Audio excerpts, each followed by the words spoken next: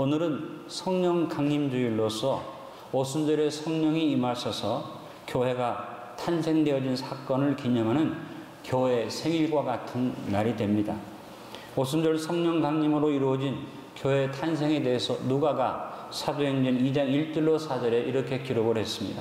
오순절 날이 이미 이름에 그들이 다 같이 한 곳에 모였더니 호련히 하늘로부터 급하고 강한 바람 같은 소리가 있어 그들이 앉은 온 집에 가득하며 마치 불의 혀처럼 갈라지는 것들이 그들에게 보여 각 사람 위에 하나씩 임하여 있더니 그들이 다 성령의 충만함을 받고 성령이 말하게 하심을 따라 다른 언어들로 말하기를 시작하니라.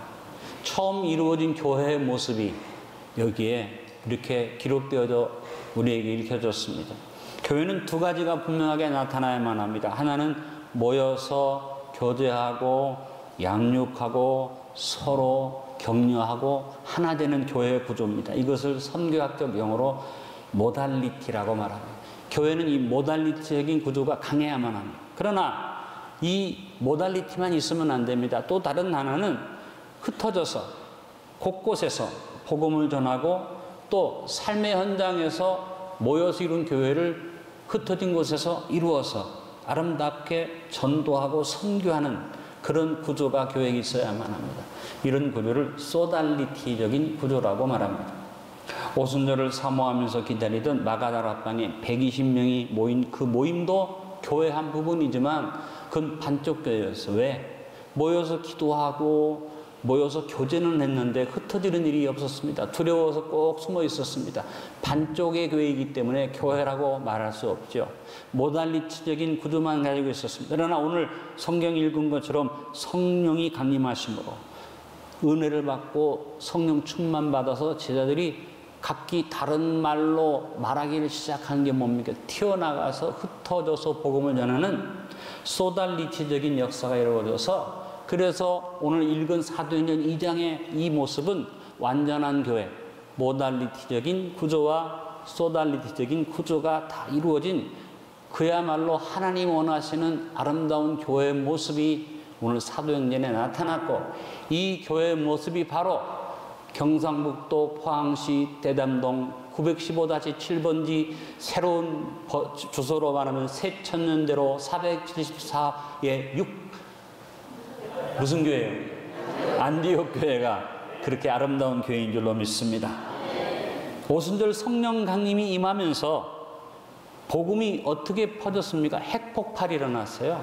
하루에 그냥 펑 터지듯이 복음의 역사가 이루어지면서 예루살렘에서만 하루에 3,000명이 복음을 듣고 예수님을 영접했는데 이 파급 효과는 3,000명이 아닙니다. 어마어마한 파급 효과가 있었습니다. 사도행전 2장 5절로 13절에 오순절날 이루어진 선교의 폭발을 이렇게 기록하고 있습니다. 그때 경건한 유대인들이 천하각국으로부터 와서 예루살렘에 머물러 있더니 이 소리가 나며 큰 무리가 모여 각각 자기의 방언으로 제자들이 말하는 것을 듣고 소동하여 다 놀라 신기 여기르되 보라 이 말하는 사람들이 다 갈릴리 사람이 아니냐? 우리 각 사람이 난 곳 방언으로 듣게 되는 것이 어찌 됨이냐? 우리는 바데인과 엘람인과 또 메소포타미아, 유대와 갑바도기아, 본도와 아시아, 브르기아와 밤빌리아, 애굽과 및 구레네에 가까운 리비아 여러 지방에 사는 사람들과 로마로부터 온 나그네 곧 유대인과 유대교에 들어온 사람들과 그레데인과 아라비아인들이라 우리가 다 우리의 각 언어로 하나님의 큰 일을 말함을 듣는도다 하고 다 놀라며 당황하여 서로 이르되 이 어찌된 일이냐 하며 또 어떤 이들은 조롱하여 이르되 그들이 세술에 취하였다 하더라.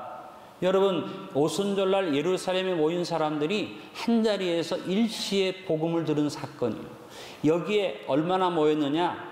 많이 모였다. 역사학자 요세푸스가 기록을 한 걸 보니까 이 오순절날 모인 유대인들의 남자 장정의 숫자만 300만 가까이 모여 어마어마한 숫자가 모여서 물론 그 300만이 다 복음을 들은 것은 아니겠지만 그 복음을 들은 사람들이 예루살렘에서만 3,000명이잖아요. 사도행전 2장 41절로 42절에 보니까 그 말을 받은 사람들은 세례를 받으면 이날의 신도의 수가 몇 명이나 더하더라? 3천이나 더하더라. 그들이 사도의 가르침을 받아 교제하고 떡을 떼며 오로지 기도하기를 힘쓰니라. 결국은 그 3,000명 예수님 믿고 교회에 모여든 3,000명 숫자도 중요합니다만 그 복음을 듣고 변화가 됐든지 안 됐든지 간에 복음을 듣는 사람들이 자기 지역으로 돌아갔고 나중에 바울을 중심으로 사도들이 복음을 전할 때 이 오순절날 복음을 들었던 사람들이 이미 밑바탕이 깔려 있었기 때문에 교회가 확산되어지는 놀라운 역사가 벌어진 것입니다. 할렐루야. 이렇게 오순절날에 이루어진 사건인데, 근데 여러분 이 오순절에 굉장한 의미가 있기 때문에 오순절을 설명해 드립니다. 이스라엘이 애굽에서 400년간의 포로 생활을 청산하고 애굽을 떠나온 것을 기념하는 절기가 유월절입니다. 그 유월절에는 그들이 어린 양을 잡아서 피를 바른 것을 기념하면서 유월절 속죄를 위해서 어린 양을 잡아서 유월절 절기를 지키는데 바로 사도 요한이 예수님을 가리켜서 뭐라고 말했습니까? 세상 죄를 지고 가는 하나님의 어린 양이다. 그래서 예수님께서 유월절 어린 양으로서 유월절에 잡혀서 십자가에 못 박혀서 우리를 위해서 돌아가신 것입니다. 그래서 유월절은 우리가 누리는 속죄의 은총을 의미하는 것이요 십자가의 은혜를 의미하는 것이 유월절입니다.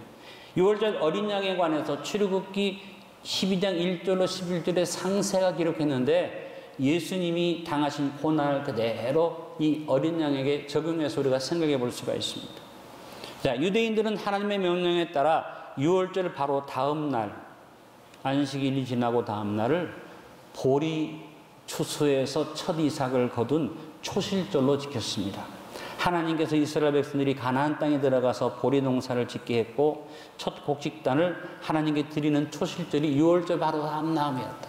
그러면 예수님은 유월절을 지나서 주일에 부활하셨죠. 예수님이 부활의 첫 열매를 상징하는 것이 첫 열매, 초실절은 예수님의 부활을 상징하게 됩니다. 고린도전서 15장 20절에 그러나 이제 그리스도께서 죽은 자 가운데서 다시 살아나사 잠자는 자들의 뭐가 되셨다? 첫 열매가 되셨도다. 그리고 초실절이 있은 다음 날로부터 50일째 되는 날 7주간의 곡물 추수 기간이 끝난 다음 날을 오순절 7주니까 77은 49에다가 하루를 더해서 그날을 77절 맥주절로 절기를 지키게 했습니다. 레위기 23장 15절로 17절에 안식일 이튿날 곧 너희가 요제로 곡식단을 가져온 날부터 세워서 7 안식일에 수요를 채우고 7 안식일 이튿날까지 합하여 50일을 계수하여 새 소제를 여호와께 드리되 너희의 처소에서 10분의 2 에바로 만든 떡 2개를 가져다 흔들지니 이는 고운 가루에 룩을 넣어서 구운 것이요 이는 첫 요제로 여호와께 드리는 것이며. 오순절 성령 강림은 마지막 때 영적 추수를 위한 것입니다. 구약의 이제 미래 추수를 위해서 첫 곡식을 드린 오순절은 바로 영적 추수를 위해서 교회가 시작되는 것을 상징하는 그런 의미를 가지고 있는 것입니다. 초대교회들은 부활절부터 오순절까지 이 50일 기간을 다 오순절로 지키기도 했습니다. 그러나 이제 오순절 성령 강림 주일로 우리가 기념주일을 정하고 지키죠. 영국에서는 이 오순절날 영국 교회가 세례를 주었고 세례를 받은 사람들이 흰 옷을 입었기 때문에 영국에서는 오순절을 화이트 선데이라고 얘기하고 지금도 성공회에서는 오순절을 화이트 선데이로 지킵니다. 저도 오늘 여러분 앞에 오순절을 기념하면서 가운을 입었습니다. 상징이죠. 오순절은 또 하나의 기념 의미를 가지고 있습니다. 유대 랍비들은 오순절을 이제 추수를 하는 미래 추수절기로만 지킨 것 아니라 시내산에서 모세를 통해서 히브리 백성들이 십계명을 받은 날이다. 선민으로 태어난 날이다. 그래서 히브리인들은 십계명을 받음으로 하나님의 특별한 선민이 되었다는 걸 기념하는 오순절은 율법을 받은 날로 랍비들이 지키게 했습니다. 여러분, 요순절이 시내산에서 십계명을 받아서 선민 언약을 이루고 하나님의 성민으로 이스라엘로 탄생되어진 절기라면 신약의 오순절날은 성령이 오셔서 교회가 탄생되어지고 선교가 시작된 절기인 줄로 믿습니다. 이처럼 구약의 절기와 신약의 이 오순절의 연관성을 생각하면서 오순절 성령 강림의 가장 본질적인 의미는 예수님의 재림을 준비하기 위해서 마지막 때 영적 추수를 위한 하나님의 교회의 탄생이 바로 오순절의 가장 중요한 의미인 것입니다. 이 오순절의 성령 강림에 대해서 구약성에 여러 가지 예언이 있으면 요엘 선지자가 아주 구체적으로 오늘 본문에서 오순절 성령 강림을 예언했습니다. 저는 오늘 요엘 선지자가 예언한 이 오순절의 예언 속에서 세 가지 중요한 메시지를 찾아서 여러분에게 요엘 선지자의 메시지를 통해서 오순절의 메시지를 드립니다. 첫 번째 메시지입니다. 오순절의 축복은 임마누엘입니다. 먼저 여러분, 오순절에는 하나님의 큰 축복이 임한 것입니다. 성경의 모든 내용을 한마디로 딱 합쳐가면 임마누엘입니다. 천지를 지으신 하나님이 천지 속에 함께 하신 것이 창세기이고, 하나님이 타락한 인간들과 함께 하기 위해서 이스라엘 백들을 이루게 하기 위해서 족장들로부터 시작해서 이제 이스라엘 탄생에까지 함께 하셨고, 출애굽을 해서 지나는 동안에 구름 기둥 불 기둥으로 함께 하셨고, 시내 산에서 십계명을 주신 다음에 이스라엘 백성들과 임만을 하겠다고 성막을 그들 진 가운데 투게 하셨고, 나중에는 이스라엘 왕국을 이룬 다음에 하나님의 전을 지어서 구약의 중심 하나님의 성전은 임마누엘의 상징이지요. 그런데 여러분, 신약도 시작부터가 임마누엘입니다. 예수님이 이 땅에 육신을 입고 오실 때에 천사가 와서 예수님 이름을 뭐라고 했습니까? 임마누엘이라 하리라. 마태복음 1장 23절에 보라, 처녀가 잉태하여 아들을 낳을 것이요 그 이름은 임마누엘이라 하리라 하시니 이를 번역한즉 하나님이 우리와 함께 계시다 함이라.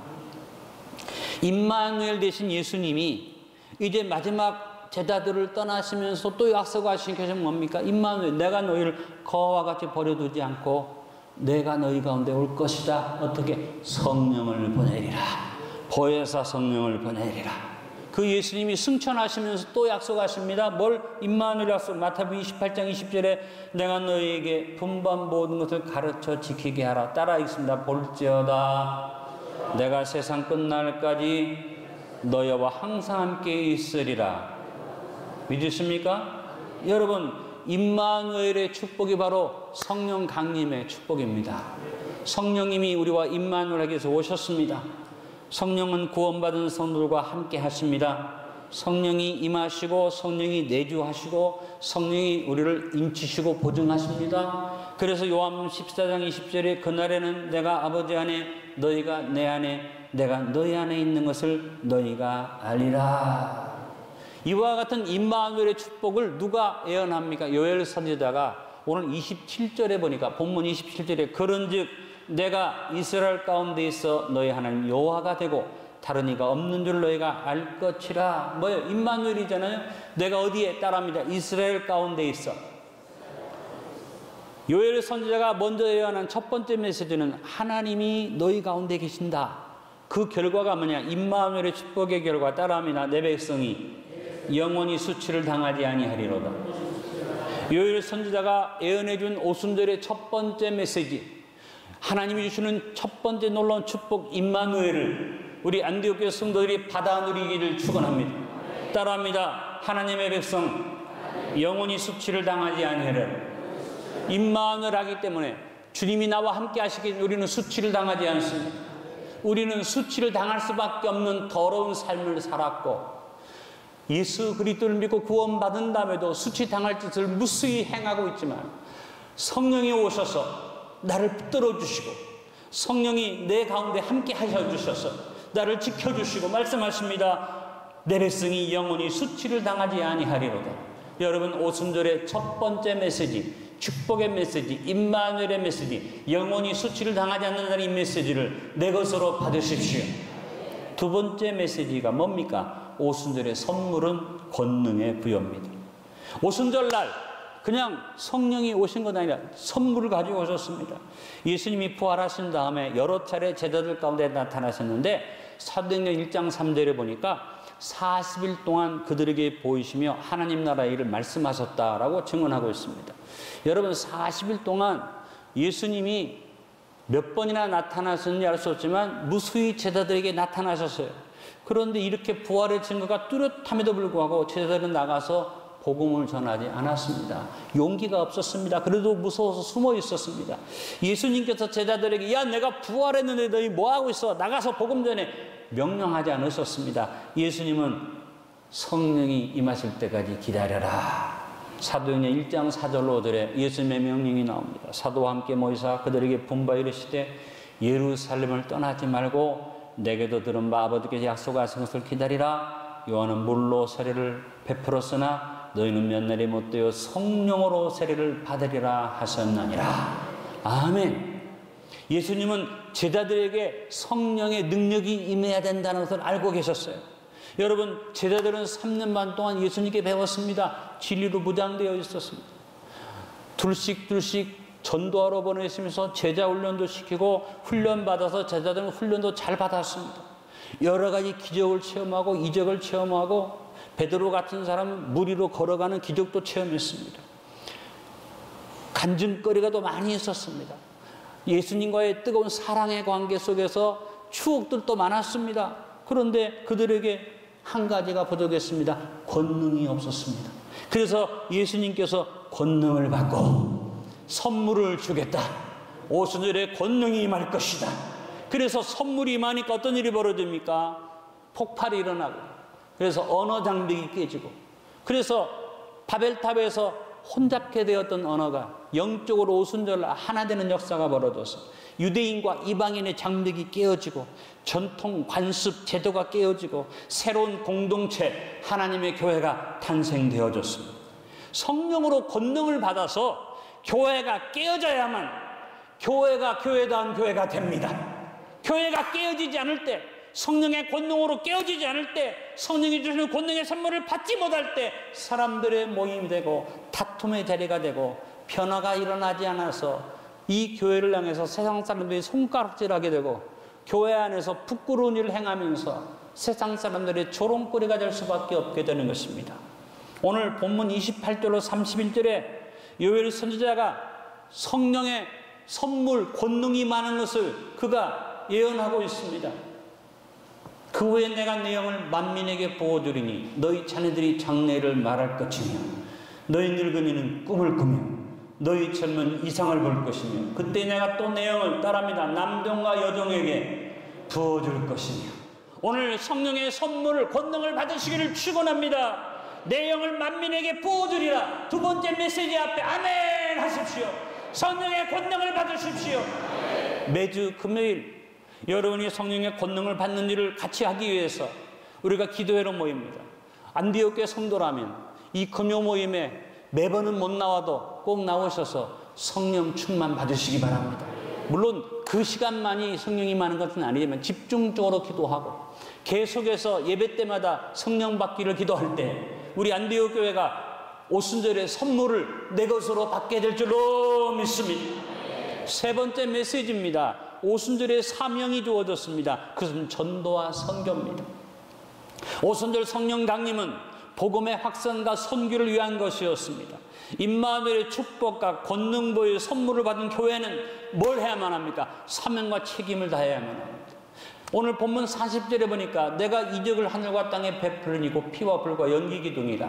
여호와의 크고 두려운 날이 이르기 전에 마지막 때에 임할 주님의 재림의 날에 임할 마지막 때의 일을 언급하면서 해가 두어지고 달이 핏빛까지 변하는 놀라운 일이 벌어지는데 거기에 어떤 일이 벌어지냐 따라합니다. 누구든지 여호와 이름을 부르는 자는 구원을 얻으리니 이는 나 여호와의 말대로 시온산과 예루살렘에서 피할 자가 있을 것이며 남은 자 중에 나 여호와의 부름을 받을 자가 있을 것임이니라. 누구든지 주의 이름을 부르면 구원을 받는다고 하는데 누구든지 주의 이름을 부르는 일이 어떻게 이루어집니까? 교회가 권능 받고 하나님이 함께하는 교회가 복음을 전할 때 누구든지 주의 이름을 부르는 역사가 일어날 줄로 믿습니다. 그래서 오순절의 사명, 복음을 전하는 일이 저와 여러분을 통해서 증거됨으로 대한민국 땅에 누구든지 여호와를 부르는 자가 구원을 얻는 역사가 이루어지길 바랍니다. 부족하지만 우리가 헌금해서 보낸 저 탄자니아의 그 어린 영혼들 속에 누구든지 주의 이름을 부르는 자가 구원을 얻기를 바랍니다. 저 잠비아 땅에 우리가 학교를 세웠는데 그 학교에 공부하는 학생들에게 누구든지 주의 이름을 부르는 자는 구원을 얻을 줄 믿습니다. 그리고 우리 선교사가 곳곳에 있는데 그들이 복음을 전할 때 누구든지 주 이름을 부르는 자는 구원 얻을 줄로 믿습니다. 저 인도 땅에 우리가 세운 학교가 800명의 졸업생을 지금 냈고 800명이 흩어져서 300개 이상의 교회를 세웠는데 인도 땅에 누구든지 주 이름을 부르는 자가 구원 얻는 놀라운 역사가 이루어질 줄로 믿습니다. 부족하지만 우리 안디옥 교회가 오순절의 사명을 감당하고 있습니다. 여러분 더 전도합시다. 더 선교합시다. 이제 후반부에 우리 포항에 누구든지 주의 이름을 부르는 자는 구원을 얻을 수 있도록 복음을 전합시다. 전도합시다. 그리고 선교에 참여합시다. 이번 가을에 제가 잠비아에 갑니다. 우리가 세운 학교, 그리고 우리 교회 성도님이 그 학교 안에 우물을 하나 팠습니다. 얼마나 감사한지 모릅니다. 그 학교에 가서 아이들을 축복하게 될 것입니다. 여러분, 주님 안에서 이 놀라운 역사 하나님 허락해 주셨는데 여러분이 기도하고 이 일에 같이 기도로 동참하는 그 축복이 우리에게 주어졌음을 알고 세 번째 메시지입니다. 오순절의 세 번째 메시지, 누구든지 여호와 이름을 부르는 자는 구원을 얻으리라. 우리가 이 선교의 사명을 감당하기를 바랍니다. 결론을 맺습니다. 6월절은 십자가의 속죄의 은혜를 상징합니다. 초실절은 주님이 부활하신 첫월매 대신 부활절을 상징합니다. 오순절은 율법을 받은 날인데 바로 교회의 탄생을, 교회의 사명을 상징합니다. 오순절의 축복은 임마누엘로서, 그 메시지는 내 백성이 영원히 수치를 당하지 아니하리라는 보장입니다. 오순절의 선물은 능력보여입니다. 그 메시지는 만민에게 내 영을 부어주리라는 언약입니다. 오순절의 사명은 선교입니다. 그 메시지는 누구든지 주 이름을 부르는 자는 구원을 얻으리라는 선포입니다. 임마누엘을 확신합시다. 성령의 능력을 받읍시다. 전도하고 선교는 살아있는 교회와 성도가 됩시다. 모여서 교제하고 하나 되는 모달리티의 구조가 강해지고 흩어져서 복음 전하며 많은 사람에게 예수를 전하는 소달리티의 구조가 살아있는 참된 안디옥 교회가 이 오순절의 사명을 감당하고 영광드리고 그 축복이 여러분 모두에게 넘치게 임하게 되기를 예수 그리스도 이름으로 축원합니다.